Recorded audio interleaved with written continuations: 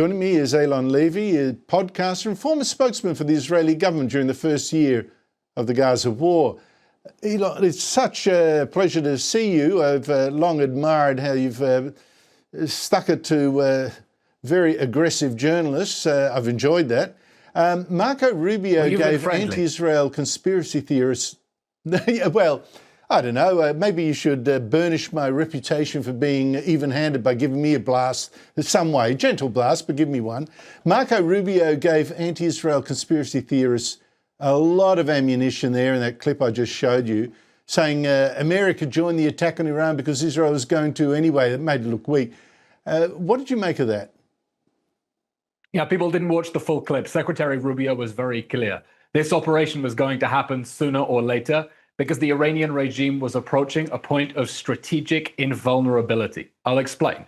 The Iranian regime, which he says is run by religious lunatics, wants to build a nuclear weapon. In order to build a nuclear weapon, it wanted to build enough ballistic missiles and drones that no one would be able to stop it.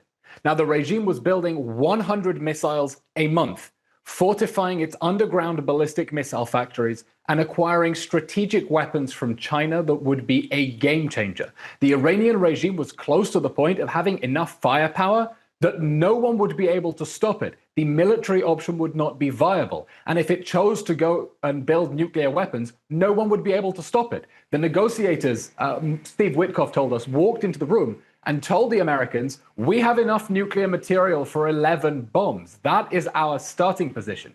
And Rubio said if the US-Israeli coalition, the two most powerful air forces in the world, did not act now, we would have reached a point of no return where no one could touch the Iranian regime. So for those saying it's too soon, it's always too soon until it's too late.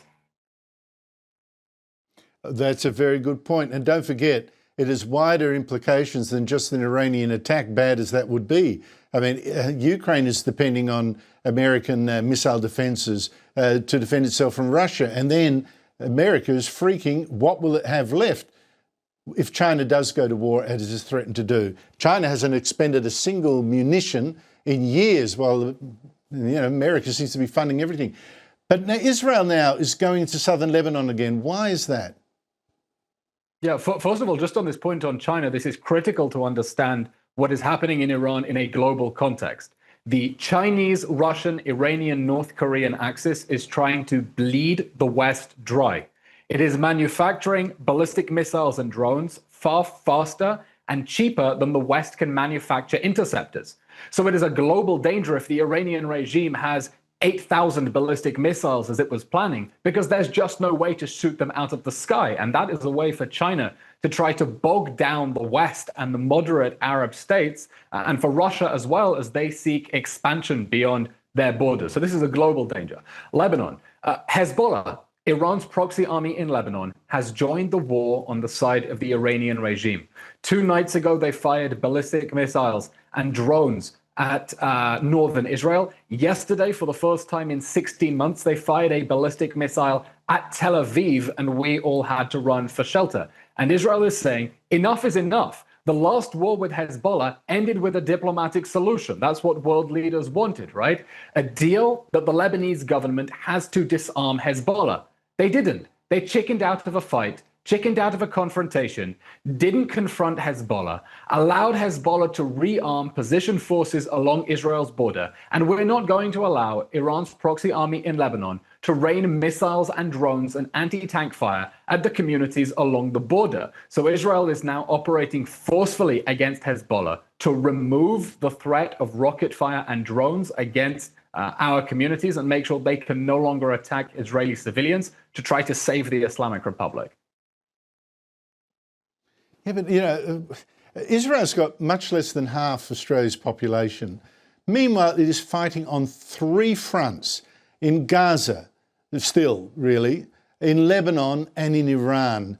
There must be some sort of exhaustion setting in here, or the blood and the money that's being expended on this. How long do you think before the Israeli public think, enough? What's going on? What's the support for this? Oh, resolve in Israel is very high because we want to finish the job. Since October 7th, 2023, we have been under attack on 7 fronts: Gaza, Lebanon, Yemen, Syria, the West Bank, Iraq, Iran. It has been over 2 years of a multi-front war waged by the Iranian Axis against Israel to try to destroy our country. And that has backfired spectacularly in the face of the Iranian Axis. Every single terrorist leader who plotted and was involved in October 7th is now dead. Sinwar, death, Nasrallah, Khamenei, all gone. So Israelis now don't want ballistic missiles. It's scary, it's stressful, you have to run to the shelter. But we can't afford for the Iranian regime to get nuclear weapons. We can't afford for them to build thousands of ballistic missiles. We want to eliminate the threat once and for all of a fundamentalist, fanatic regime that has invested billions in the vision of death to Israel. So if it means running into the bomb shelter a few more times, a few more days, a few more weeks, that's the price that Israelis are willing to pay in order to remove this existential threat to our national survival. Eylon, let me just tell you, there is no once and for all in history. There's always going to be someone else. But yes, I think Israel will be safer now once Iran is defanged than it has been since the creation of the state. Very quickly, I'm out of time, but I just wanted to hear a quick view from you on this. The hatred of the left here for Benjamin Netanyahu, you know, the demonisation of him. It's not just here too. You've worked for him. What's he really like? I think the Prime Minister is the ultimate foreign policy realist.